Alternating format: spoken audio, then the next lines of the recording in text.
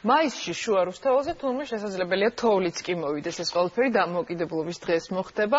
სწორედ რუსთაველის გამზირზე არის მაიკო ჭაფოძე, რომელთანაც ზუსტად ახლა ვინაცვლებთ.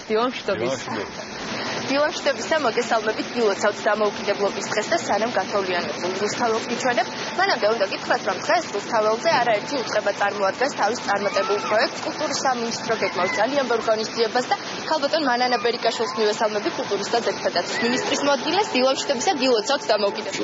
მეც გილოცავთ თქვენ და მთელ საქართველოს ამარაჩვეულებრივ დღესა ყველაზე ძვირფას დღესასწაულს. ქალბატონო მანანა, რო გითხრათ, რას თავაზობს კულტურის სამინისტრო, რა ღონისძიებებით იქნება წარმოდგენილი? ჩვენ ახლა მივემართებით რუსთაველის თეატრისკენ, სწორედ იქ არის ლოკაცია კულტურის სამინისტროს. ჩვენ მეგონი გვექნება ძალიან საინტერესო შემოთავაზებები, პერფორმანსები, ძალიან საინტერესო გვაქვს მოწყობილი კაფე ქიმერიონი და გავაცოცხლებ ცისფერ ყანწელთა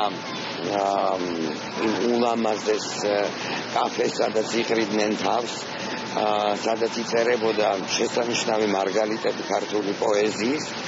თეატრალურ უნივერსიტეტის წინ გვაქვს სცენა, სადაც თეატრალური უნივერსიტეტის სტუდენტები მთელი დღის განმავლობაში იმუშავებენ და ძალიან საინტერესო პროგრამას შესთავაზებენ ჩვენს მოქალაქეებს. ორი თოჯინური წარმოდგენა გვექნება და ჩვენს პატარა მოქალაქეებს ვეპატიჟებით. გვექნება უამრავი გამოფენა რესპუბლიკის მოედანზე დილიდან 12 საათიდან 6 საათამდე კონცერტი კონსერვატორიის და მუსიკალური აწმედების და საბალეტო სკოლების მონაწილეობით, სამხატვრო აკადემიის ძალიან საინტერესო პერფორმანსები, გამოფენა რეწვის, ასე რომ მოგძანდით რუსთაველის თეატრისკენ და იქიდან იწყება ჩვენი აქტივობა. საკმაოდ სუხეთ ხართ, მოკლედ დღეს წარმოდგენილი, მე წარმატებებს გისურვებთ და ყველას ველოდებით 12 საათი. მადლობა.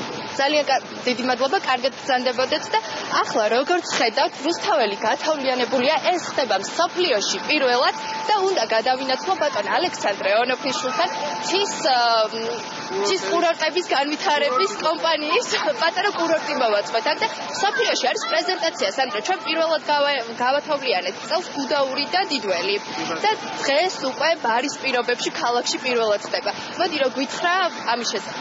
პირველ რიგში მინდა ყველას მიულოცო დღევანდელი დღე.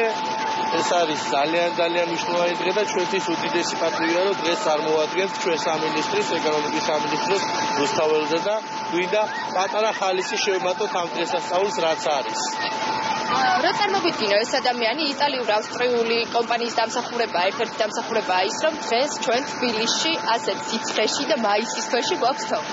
ესე იგი, ეს არის იტალიური ავსტრიული კომპანიის ერთ-ერთი მთავარი მენეჯერი, ტექნოალპინის კომპანიის მთავარი მენეჯერი, რომელმაც გადაწყვიტა ეს სრულიად უსასყიდლოდ ხელოვანებელ წელს 26 მაისს ჩამოეტანათ საქართველოში Snow Factory, როგორც ქვია, თოვლის ფაბრიკა, ასე ვთქვათ, რომელიც არის know-how მთელ მსოფლიოში.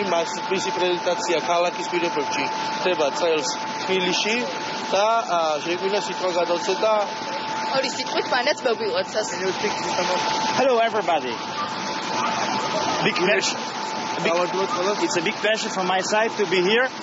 Happy Independence Day to everybody. And ძალიან ბედნიერება აქ ყოფნა.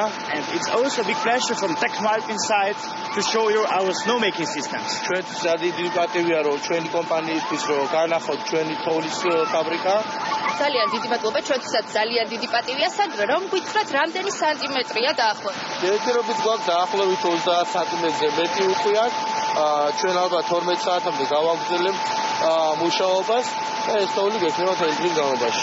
ამ აპარატის შესახებ რო გითხრა, როგორ ხდება თოვლის გათოვლება? აპარატის როგორ ხდება ეს ყველაფერი ამოყოლა ჩვენ არ შეგვიძლია, იმიტომ ამაზე მუშაობენ ძალიან სერიოზული მეცნიერები. მათ წელიწადში ხარჯავენ დაახლოებით 5 მილიონ ევრომდე რომ გამოიგონეს და ეს არის როგორ გითხარით, სრულიად ახალი გამოგონება. თუმცა შემიძლია გითხრათ, რომ ჩვენ ვატყვით მას ხალხს და დარჩეს თვითონ ქარხანა აკეთებს. ძალიან დიდი მადლობა, მე ვიცი რომ გუდაურში ბევრი საინტერესო პროექტია დაგეგმილი, ორი ხელოვნური ტბის გაკეთება იგეგმება, წარმატებებს გისურვებთ, სანდრო, გაგემშვიდობები, მე დავემშვიდობები ჩვენს მაყურებელსაც და უნდა გითხრათ, რომ ვისაც გსურთ ბავშვებო და არა მარტო ბავშვებო, მშობლებოც გაერთოთ, მობრძანდით ყოფილი უნივერმაღის შენობის პირდაპირ არის განთავსებული თოვლის მოედანი, ასე ვთქვათ, სადაც თქვენი ბავშვები ძალიან კარგად გაერთობიან, იქიდან გამომდინარე, რომ გზები გადაკეტილია, შეგიძლიათ ისარგებლოთ მეტროთი, მეტრო თავისუფლება ამოდის პირდაპირ. მე დაგემშვიდობებით და მომდევნო საათში უკვე ყვავილების ფესტივალით შემოგიერთდებით. და მეტრო თავისუფლებაზე მოხდებიან თითქმის ყველა მიმართულებით.